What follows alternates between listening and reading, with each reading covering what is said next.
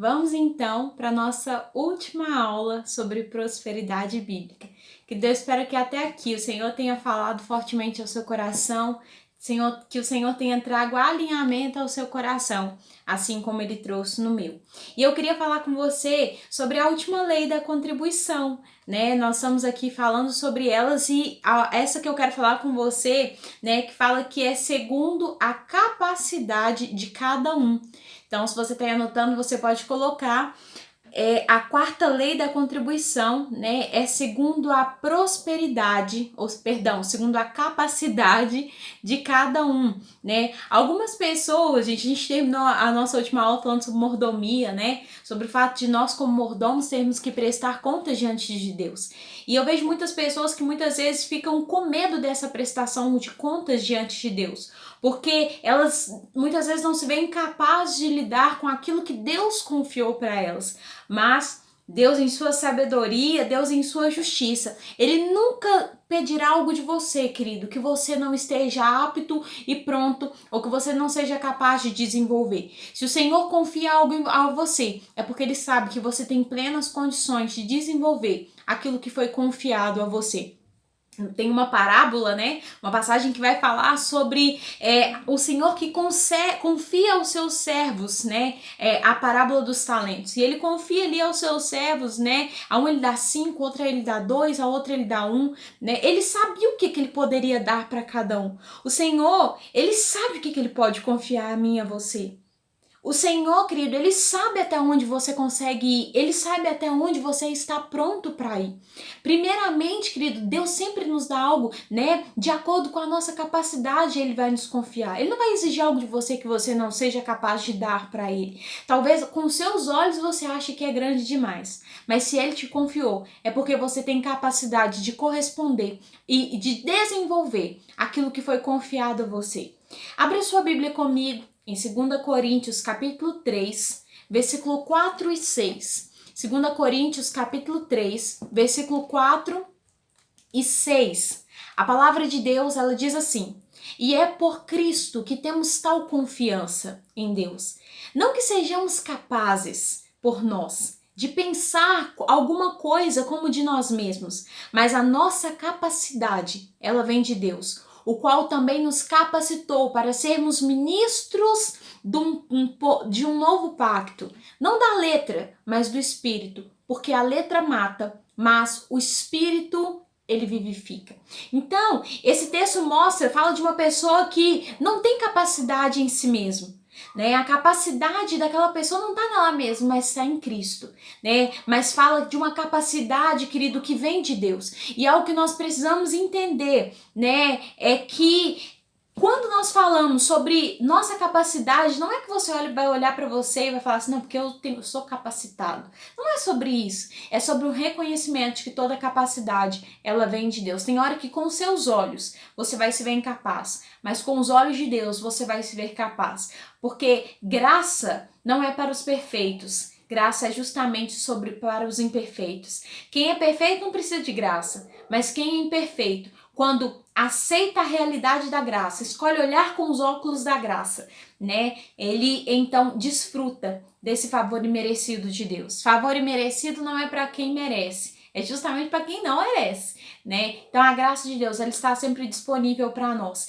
E fala sobre uma pessoa, né? Esse texto fala sobre uma pessoa que não caminha na força do seu braço, mas ela caminha fundamentado, né, na obra de Deus, naquilo que Deus pode fazer e aquilo que Deus faz nela e através dela. Paulo vai dizer assim, olha, não, que nós não sejamos capazes de pensar de nós mesmos coisa alguma, mas entendendo que a nossa capacidade, ela vem de Deus, foi Ele quem nos capacitou. Então, algo que nós precisamos entender, gente, é que nem tudo, né, cai do céu. Tem coisas que nós precisamos buscar. Por exemplo, Tiago capítulo 1, no versículo 5, a palavra diz assim, ora, se algum dentre vós tem falta de sabedoria, peça a Deus, que a todos dá livremente, liberalmente, sem censura, né? E ser-lhe-á dada. Então, algo que nós vamos ver é que se você olha para você fala assim, Deus, Eliseu, eu não consigo, Eliseu, eu não tenho sabedoria para lidar nessa área, para ser um bom mordomo, querido. Peça a Deus sabedoria. Tiago vai dizer, Peça a Deus que Ele dá livremente, de forma liberal. Tem gente que não está desfrutando da sabedoria de Deus porque não pediu, né? Se você não pede, você não recebe, né? Então, nós precisamos pedir sabedoria ao Senhor. E essa sabedoria de Deus, ela está disponível para mim, ela está disponível para você. Queria falar para você uma frase de John Wesley. E ele diz assim: os cristãos são mordomos do dinheiro do Senhor. Nós somos apenas agentes dele para distribuí-lo de acordo com a sua direção. Portanto, não temos condições de fazer algo que seja contrário à sua vontade. Você, querido, é um mordomo do reino do Senhor. Você é um mordomo dos bens, daquilo que o Senhor tem te confiado. Você é um mordomo no reino de Deus. Algo que nós precisamos, assim, trazer alinhamento no nosso coração sobre essa questão de mordomia. Porque muitas vezes nós damos mais valor ao dinheiro. E eu queria falar com você sobre valores. Tem gente que dá mais valor ao dinheiro, a um bem material, do que outras coisas. E algo que você vai ver que existem bens que são muito mais, vamos dizer assim, existem valores que são muito mais importantes do que bens materiais. Provérbios, vai lá comigo para Provérbios 15. Provérbios 15, 16 e 17. Provérbios 15, versos 16 e 17. A palavra de Deus, ela diz assim: todos os dias do aflito são maus, mas o de coração alegre tem um banquete contínuo. Melhor é o pouco com temor melhor é o pouco com temor do Senhor do que um grande tesouro onde há inquietação. Olha isso que aqui em Provérbios o autor está dizendo. Ele está falando que é melhor você ter pouco com temor do Senhor do que você ter muito, você ter um grande tesouro e você está inquieto. Ou seja, o valor não é... Aquilo que é valor para você, muitas vezes não é aquilo que é um bem, né, material ou um bem físico. Quando você valoriza algo, querido, muitas vezes é algo que... Você já viu aquela pessoa que às vezes tem uma louça, né, que ela ganhou da bisavó, da tataravó, que é algo da geração, ou uma joia de família, né, um presente, às vezes um porta-retrato, não sei, um prato, né, algo que a pessoa, para ela, tem uma autoestima, um grande valor sentimental. Às vezes não é algo que nem é monetariamente falando, né, algo grandioso, mas para aquela pessoa existe um valor, porque é um apelo, há um apego ali. E olha só o que a palavra vai dizer, que o temor do Senhor, ele é muito mais valoroso do que uma grande riqueza. Então, nós precisamos considerar isso, querido. Você ter temor pelo Senhor, é melhor você ter temor pela presença, é melhor você ter temor pelo Senhor, você ter honra, porque temor é isso, né? Temor é honrar, é reverenciar, é tratar em altíssima conta. Ou seja, é melhor você ter temor pelo Senhor do que você ter uma grande riqueza, onde há inquietação. É muito mais valoroso você ter temor pelo Senhor do que você ter muitos bens e não viver em paz. Então, a palavra vai nos mostrar isso. Existe um valor que nós precisamos entender. Por exemplo, algo que é muito valoroso é o valor emocional. É o que nós falávamos, né? Às vezes, algo não é tão... de um poder, uma aquisição monetária, um poder monetário muito grande, mas às vezes é algo de um grande valor emocional. Então, algo que nós vamos ver, é muito mais valoroso você amar do que você ter ódio. Então você vai perceber que existem valores que vai além daquilo que é físico. Um valor não está ligado ao que é financeiro. Valor não tem a ver, querido, com o quanto dinheiro você tem. Valor tem a ver com quanto você tem temor ao Senhor, com aquilo que às vezes há um apelo emocional no seu coração. Terceira João, versículo 1, capítulo 1, versículo 2, tá? Terceira Epístola de João, capítulo 1, versículo 2, a palavra diz assim: amado, desejo que te vá bem em todas as coisas e que tenha saúde, assim como vai bem a tua alma, né? Esse é o desejo de Deus para nós. que nós possamos ir bem em todas as áreas das nossas vidas, que você tenha saúde, que a sua alma vai bem. Não adianta você querer conquistar o mundo se você não vive se você vive em guerra, se você não tem paz na sua casa, se você não tem paz no seu coração. Uma casa onde existe paz é muito mais valorosa do que uma mansão cheia de relíquias, cheia de quadros preciosíssimos ou cheia de quadros valorosíssimos. Isso daí você entendeu. Quadros caríssimos. É muito melhor você ter paz. Isso é muito mais valoroso no reino.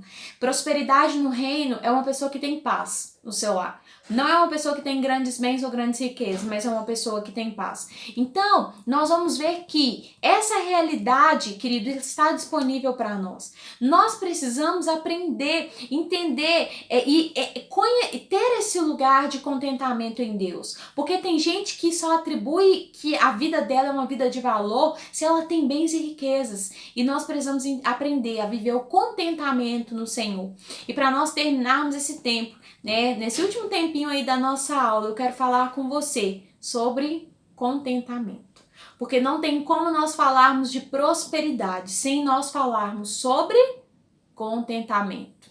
Queridos, tem algo que nós como igreja precisamos aprender. É uma palavrinha chamada contentamento.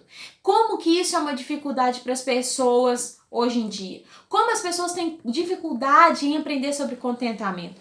Tem uma frase de Thomas Watson que ele diz assim: não há nada melhor, não há melhor antídoto contra cobiçar aquilo que é dos outros do que satisfazer-se daquilo que é seu. Vou repetir para você. Não há melhor antídoto contra cobiçar aquilo que é dos outros do que você se satisfazer daquilo que é seu. Dentro disso, para a gente aprender aí sobre o contentamento, eu quero contar 3 histórias para você. Então presta atenção que eu vou te contar 3 histórias. A primeira história fala sobre uma mulher que pedia a Deus para ganhar na loteria. Olha só. Rosemary, uma mulher de Guarapuava, em Paraná, quando se converteu, ela começou a orar fervorosamente para que o Senhor fizesse com que ela ganhasse na loteria. Mesmo sem ter conseguido nada a princípio, ela foi insistindo, não só no jogo, mas também nas suas orações para poder ganhar na loteria. Numa certa ocasião, estando já desanimada e cansada de tanto orar, sem ver nada acontecer, ela desabafou com Deus, dizendo que ele não ouvia as suas orações. Então, ela teve uma visão, e foi uma visão que marcou muito a vida da Rosemary. E dizia assim: ela se viu diante de uma linda cachoeira, né? Uma cachoeira muito grande, muito bonita. E a história vai dizer que ela também viu o Senhor Jesus na parte de baixo daquela cachoeira. E naquela visão que ela teve, onde ela vai ver Jesus na parte de baixo, né? Ali onde as águas caíam. E ela então vai ver, ela começa a perceber que Jesus começa a escalar aquela cachoeira. E ela na parte mais alta, ela vê Jesus escalando, e quando ela vê Jesus escalando, ela vira para Jesus e fala assim: por que você escalou a cachoeira? Você é todo poderoso, você tinha o poder de se teletransportar, né? De você, de uma hora para outra, estar aqui em cima. Por que você escalou toda essa cachoeira? E quando ela, sem entender muito a ação de Jesus, questionando por que ele tinha escalado aquelas pedras.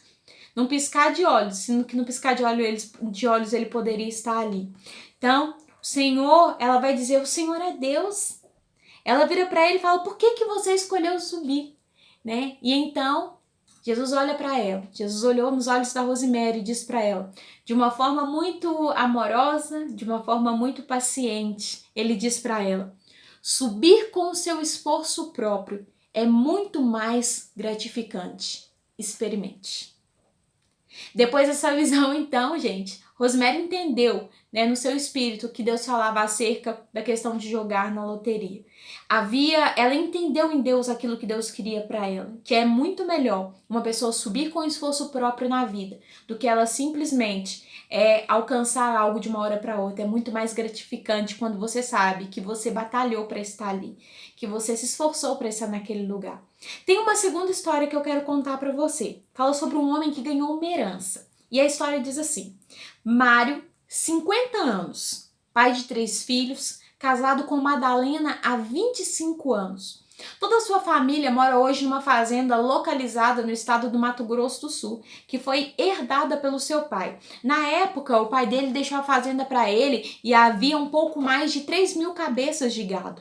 Então, este fato transformou Mário, ali com 25 anos, já em um homem rico, E por que Mário era rico? Bom, a conta era bem simples. Ele tinha 3.000 cabeças de gado e gados de pesos variados. Então, vamos multiplicar aí mais ou menos R$1.600, aproximadamente um valor de uma cabeça de gado, considerando que ele tinha 300 quilos. Então, isso nos dá um total mais ou menos de 4.800.000.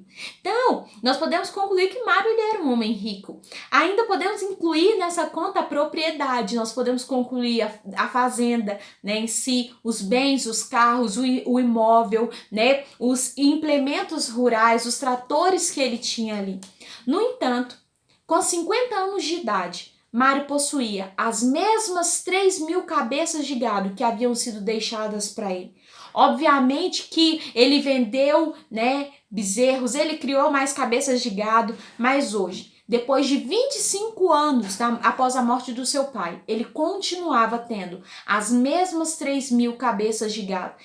Querido, eu concordo que Mário, ele ainda continua sendo um homem rico, mas certamente Mário não é um homem próspero.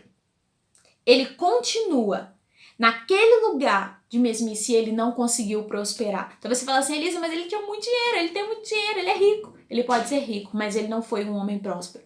Mas tem uma terceira história, e essa história é a história do Emanuel.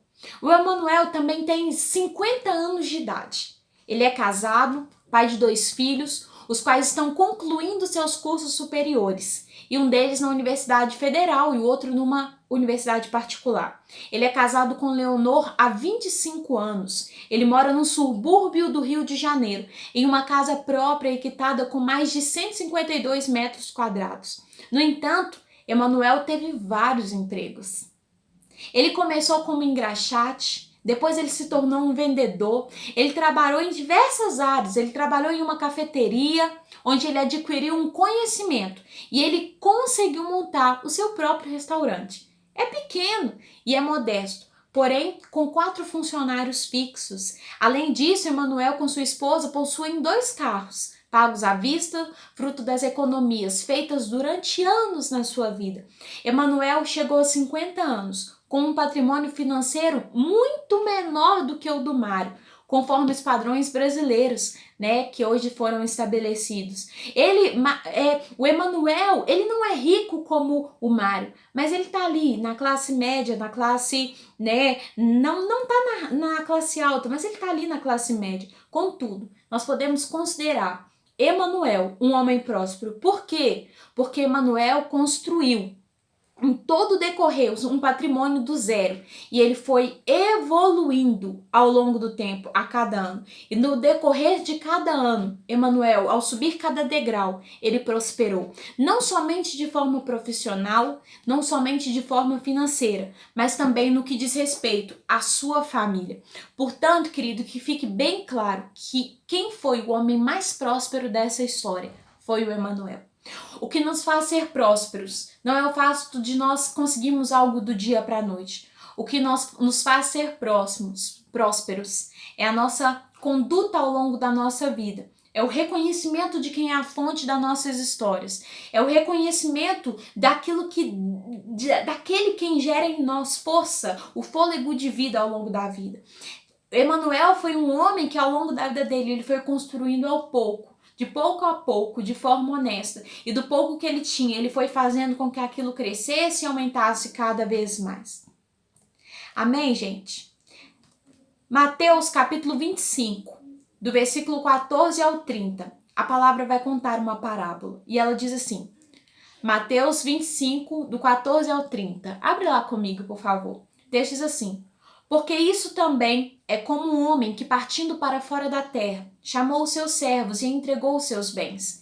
E a um deu 5 talentos, a outro deu 2 e a outro deu 1, cada um segundo a sua capacidade. E ausentou-se logo para longe. E tendo ele partido, que o que recebera 5 talentos negociou com eles e granjeou os outros 5 talentos. Da mesma sorte, o que recebera 2 talentos, ele granjeou, negociou com eles e granjeou os outros 5 talentos. Da mesma sorte, mas o que recebera um foi o que cavou na terra, escondeu o dinheiro do seu senhor. E muito tempo depois veio o senhor daqueles servos e fez as contas com eles. Então aproximou-se o que recebera 5 talentos e trouxe-lhe os outros 5 talentos, dizendo: Senhor, entregaste-me 5 talentos, e eis aqui os outros 5 talentos, e eu granjeei com eles. E o seu senhor lhe disse: Bem está, servo bom e fiel. Sobre o pouco foste fiel, e sobre o muito eu te colocarei. Entre no gozo do seu senhor. E chegando também o que tinha recebido 2 talentos, disse o Senhor: Entregaste-me 2 talentos, e eis que eu granjeei os outros 2 talentos. E disse-lhe o seu senhor: Bem está, servo bom e fiel, sobre o pouco foste fiel, sobre o muito eu te colocarei. Entra no gozo do seu senhor. Mas chegando também o que recebera 1 talento, disse: Senhor, eu conhecia-te, que és um homem duro, que ceifas onde não semeastes e ajunta onde não espalhaste. E atemorizado, escondi na terra o teu talento. Aqui tens o que é teu. E respondendo, porém, o seu senhor disse-lhe: Mau e negligente, sabias que ceifo onde não semeei e ajunto onde não espalhei? Devias então ter dado meu dinheiro aos banqueiros, e quando eu viesse, receberia com os meus juros.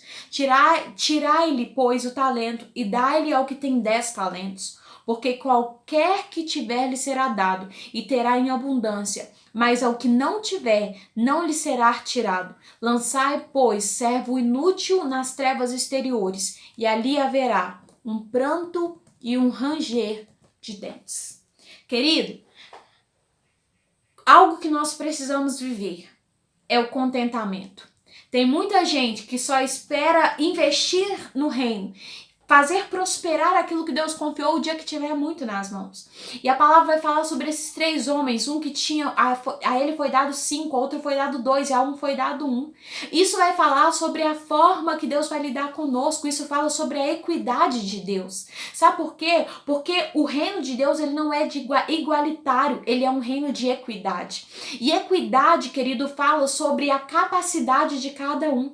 Deus não dá de forma dividida, igual para todos nós. Ele vai nos dar segundo a nossa capacidade, porque ele é um Deus de equidade. E o texto vai dizer que um daqueles homens, esperava ter mais. E ele não investe, ele não faz multiplicar aquilo que foi confiado às mãos dele, porque ele esperava ter mais para ser, ou para investir, ou para fazer multiplicar aquilo que Deus tinha dado. Aquele homem não sabia o que era contentamento.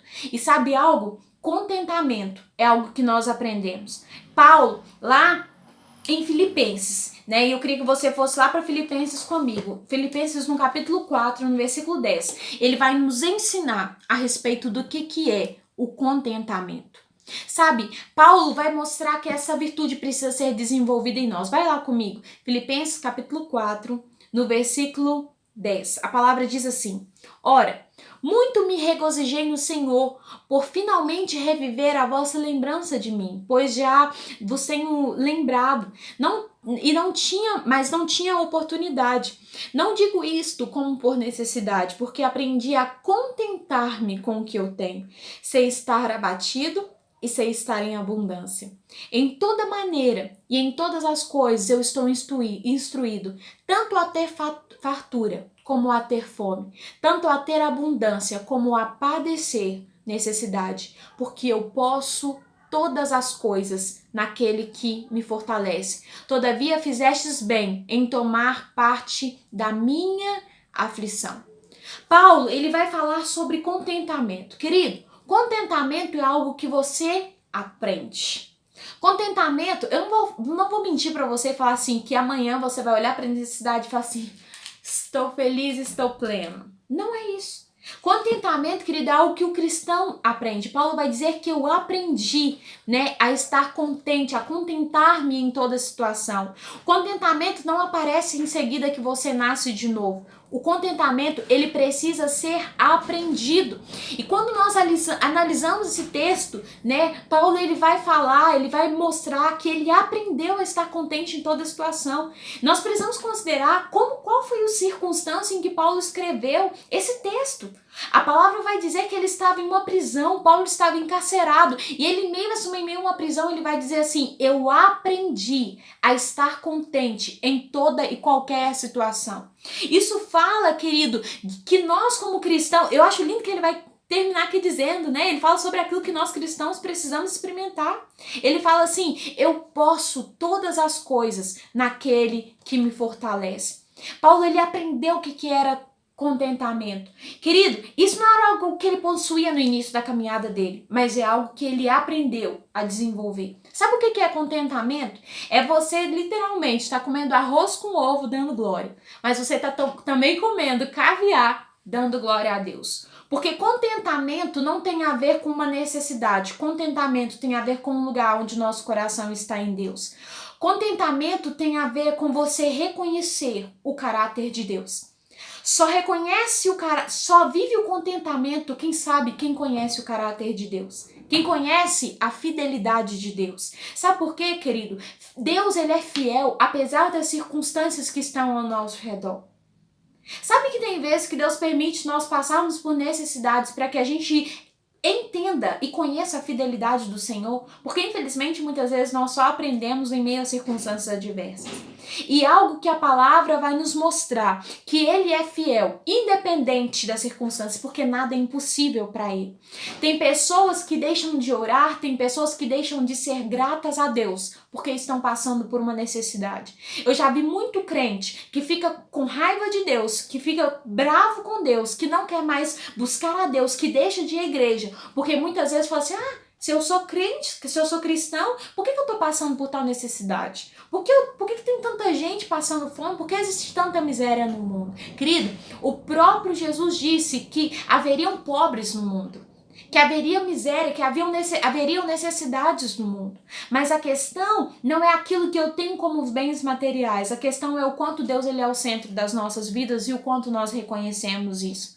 Sabe o que o Senhor quer gerar em você durante esse tempo? Contentamento. Porque quando você vive num lugar de comparação, você deixa de se alegrar com aquilo que Deus já tem te dado. Conta-se a história de uma determinada mulher, né, que ela em um momento da vida dela, ela começa a viver muitas brigas dentro do casamento dela. E a história vai dizer então que aquela mulher um dia chega para um pastor a fim de se aconselhar com aquele pastor. E na hora que ela vai se aconselhar com aquele pastor, ela começa a falar: não, porque minha amiga, o marido dela leva ela pra passear, o marido dela leva ela pra comer em restaurante e tal, o marido dela leva ela pra viajar. E ela começa a falar da vida da amiga, que ela via nas redes sociais. E aquele pastor então dá um conselho para aquela mulher: você vai ficar 1 mês sem entrar nas redes sociais. E então a história vai dizer, né, que aquela mulher fala: tá, tudo bem. Mas quando acabou esse mês, ela chegou no gabinete de novo, ela fez aquilo que ele falou, e ela chega pro pastor e ela fala assim pra ele: pastor, por que o senhor não me mandou? Né? Não, ela primeiro chega no gabinete e começa a falar de como foi aquele mês. Ela fala: nossa, eu comecei a perceber como meu marido chega e ele faz tal coisa, a forma que meu marido lida com os meus filhos, a forma que meu marido lida comigo. Só que aí no final da conversa ela vira pro pastor e pergunta pra ele: por que o Senhor me mandou ficar 1 mês sem entrar nas redes sociais? E ele fala assim: porque você estava se comparando ao outro. E quando você se compara ao outro, quando você está com os olhos naquilo que você não tem, você para de valorizar aquilo que você tem dentro de casa.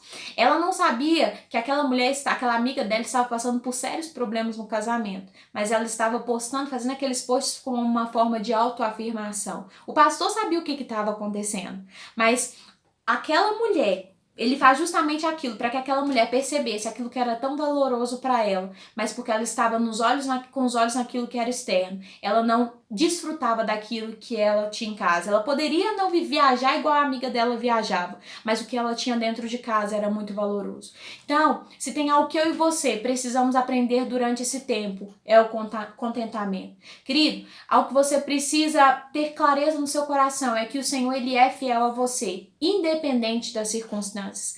A fidelidade de Deus não está baseada ao muito ou pouco. Sabe por quê? Até porque a fidelidade de Deus, ela nasce sobre todos. Eu já vi muitas pessoas questionando por que às vezes o ímpio ele é tão próspero, né? Ele prospera financeiramente em tantas as áreas e por que muitos cristãos às vezes não prosperam. Preciso que você entenda, o sol ele nasce sobre todos. O sol ele nasce sobre os justos e os injustos. A fidelidade de Deus ela sempre vai ser com o bom e com o mal. Pode ter uma pessoa que sai e fala assim, não, fulano não merece a fidelidade de Deus, mas a fidelidade de Deus também vai ser com aquela pessoa, porque fidelidade não é uma questão de merecimento, fidelidade é o caráter de Deus, e como o caráter dele é fiel, ele sempre vai ser fiel a todos, porque o caráter é quem ele é, e ele não pode negar a si mesmo.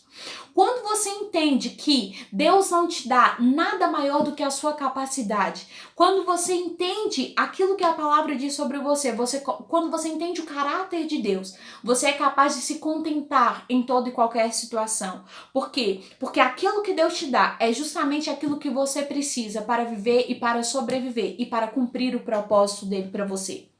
Se no propósito dele você precisar de mais recursos, você pode ter a certeza de que ele vai enviar a provisão necessária para que você viva e para que aqueles recursos sejam liberados e manifestem a sua vida para que você viva o propósito dele. Então, que você, querido, durante esse tempo possa viver contentamento. É você olhar para o muito e você falar assim, eu sou contente com o muito que eu tenho, porque eu sei que a minha vida não está baseada no muito que eu tenho. Mas eu sei que a minha vida está baseada e fundamentada no caráter de Deus. É você olhar para o pouco que você tem e você reconhecer que pode ser pouco, mas é o Senhor quem tem te dado, é o Senhor quem te sustentado. E que Ele sempre vai enviar aquilo que é suficiente para suprir as suas necessidades. Que você, querido, seja aquele capaz de adorar o Senhor. Não apenas quando você tiver muito, mas também quando você tiver pouco, né? Tem uma canção da Ashley, eu queria terminar essa aula cantando essa canção para você, que tem uma canção que eu gosto muito dela, que fala assim: sei que estás aqui, Senhor, podes perceber quem sou, podes ver se há em mim um verdadeiro adorador. A minha oferta eu ofereço a ti, Deus meu, pra reconhecer que nada tenho, tudo é teu. Quero te adorar, ainda que a figueira não floresça. Quero me alegrar, mesmo se o dinheiro me faltar. A vitória vem, mesmo que pareça que é o fim. Pois tu és fiel, Senhor, fiel a mim. Tu és fiel, Senhor, eu sei que tu és fiel. Tu és fiel, Senhor, eu sei que tu és fiel. E ainda que eu não mereça, permanece assim. Fiel, Senhor, meu Deus, fiel a mim. Fiel, Senhor, meu Deus, fiel a mim. Querido, que você possa viver essa realidade, entendendo que o Senhor, Ele é fiel a você, independente das circunstâncias. Prosperidade não é uma questão financeira. Prosperidade tem a ver com você reconhecer que o Senhor é a fonte. Ele é a fonte da vida, Ele é a fonte de todas as coisas na sua vida. Amém? Quando nós falamos sobre contentamento não é um conselho para você, mas é agora o seu novo padrão de vida em Cristo Jesus. Amém, gente? Quero te agradecer pela sua atenção até aqui. Foi um prazer caminhar com você, falar mais sobre prosperidade. A minha oração é para que o Senhor nos dê ainda a oportunidade de estarmos juntos pessoalmente, para que eu possa te dar um abraço.